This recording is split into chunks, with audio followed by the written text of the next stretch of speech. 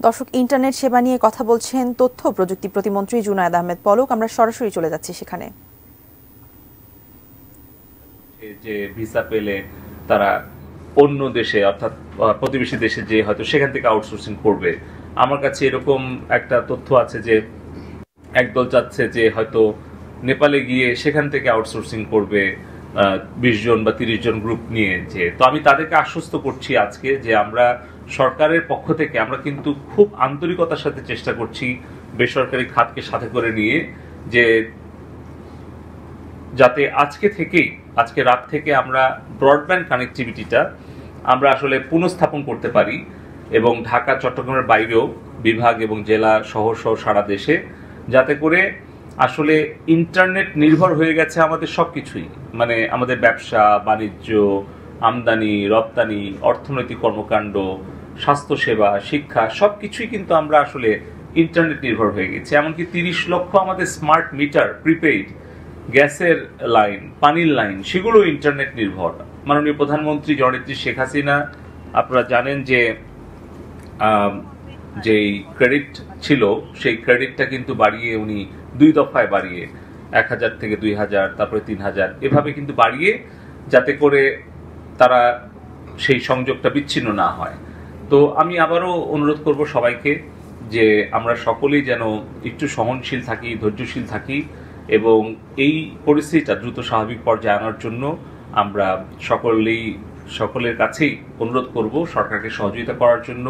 কারণ আমাদের যে ডেটা সেন্টারটা পুড়িয়ে দিয়েছে সন্ত্রাসীরা অগ্নিসংযোগ করে, যত কিলোমিটার আমাদের ফাইবার অপটিক্যাল কেবল পুড়িয়ে দিয়েছে, এবং তারপরেও আমরা কিন্তু চেষ্টা করেছি সেনাবাহিনীর সহযোগিতায়, পুলিশ, র্যাব, আইন শৃঙ্খলা রক্ষাকারী বাহিনীর সহযোগিতায় আমাদের সেগুলো মেরামত করে পুনঃস্থাপন করে আবার ইন্টারনেটের সংযোগটা দেওয়ার। তো আমরা আশা করছি যে আজকে রাতের মধ্যে আমরা আমাদের পরীক্ষামূলকভাবেই সারা দেশে ব্রডব্যান্ড কানেক্টিভিটি আমরা চালু করতে পারবো এবং কালকে সারাদিন ওয়ার্কিং ডে। আমরা আশা করছি যে কালকে সারাদিন পর্যবেক্ষণ করে আমরা এটাকে কিভাবে স্থায়ীভাবে আমরা ইন্টারনেটটাকে সচল রাখতে পারি তার জন্য সার্বিক চেষ্টা আমরা চালাচ্ছি। তবে সবশেষে আমি সবাইকে অনুরোধ করব, বিশেষ করে আমাদের সাংবাদিক বন্ধুদের মাধ্যমে, সংবাদ মাধ্যমের মাধ্যমে, যে সত্য মিথ্যা যাচাই আগে ইন্টারনেটে শেয়ার পড়ে। আমরা কোনো একটা ছবি বা ভিডিও বা কোনো একটা উস্কানিমূলক বক্তব্য শুনে বা দেখেই যাতে আবেগপ্রবণ হয়ে আমরা কোনো প্রতিক্রিয়া না দেখাই, আমরা যেন সেই তথ্য উপাত্ত বা বক্তব্যটা একটু যাচাই বাছাই করে তারপরে যেন প্রতিক্রিয়াটা দেখাই। অবশ্যই যদি কোনো কিছু ঘটে সরকার বলবে, আমাদের মূলধারার গণমাধ্যম আছে, তাদের মাধ্যমে আপনারা জানতে পারবেন। কিন্তু সোশ্যাল মিডিয়াতে ফেসবুক কিংবা ইউটিউব, তাদের তো কোনো জবাবদিহিতা নাই, না বাংলাদেশ সরকারের কাছে আছে, না তাদের অন্য কোনো প্রতিষ্ঠানের কাছে আছে। এই ফেসবুক, টিকটক, তারা তাদের যে প্রাইভেসি সেটিংস কিংবা পলিসি গাইডলাইন যেগুলো দিয়ে রাখে, এগুলো একেবারেই তারা নিজেরাই মানে না। আপনারা খেয়াল করে দেখেন, তারা কিন্তু এক এক দেশের জন্য এক এক ধরনের আচরণ করে।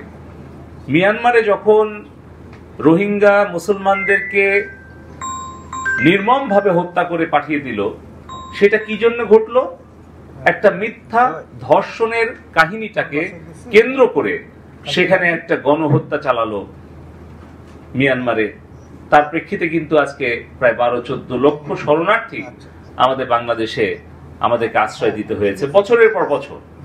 আপনারা দেখেছেন যে কিভাবে এই যে ইউক্রেন রাশিয়ার যুদ্ধকে কেন্দ্র করে বিভিন্ন ধরনের অপপ্রচার হচ্ছে, সেই বিষয়ে তাদের এক ধরনের অবস্থান।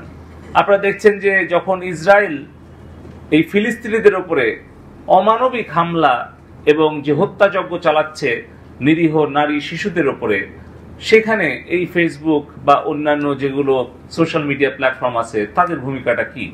তার মানে তারা কিন্তু বিভিন্ন দেশে বিভিন্ন ধরনের ভূমিকা নেয়।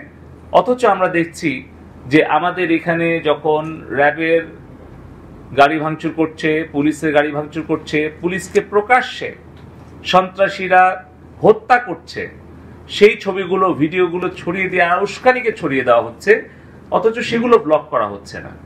যেই গ্রুপগুলো থেকে দেশের বিরুদ্ধে এই ষড়যন্ত্রমূলক তথ্য উপাত্ত ভিডিও, এই ধরনের হত্যাকাণ্ডের ভিডিও, এই ধরনের ভয়ানক, যেগুলো একটা শিশু বা কোনো একজন অসুস্থ রোগী দেখলে তারা কিন্তু ক্ষতিগ্রস্ত হতে পারে মানসিকভাবে, শারীরিকভাবে, সেই কন্টেন্টগুলোকেও আমরা বিটিআরসি থেকে বারবার বলা পরেও ব্লক করছে না, এগুলোকে ছড়িয়ে দিচ্ছে। এমনকি সেই কন্টেন্ট বুস্ট করছে দেশের বাইরে থেকে, লন্ডন থেকে, আমেরিকা থেকে, কানাডা থেকে, অস্ট্রেলিয়া থেকে।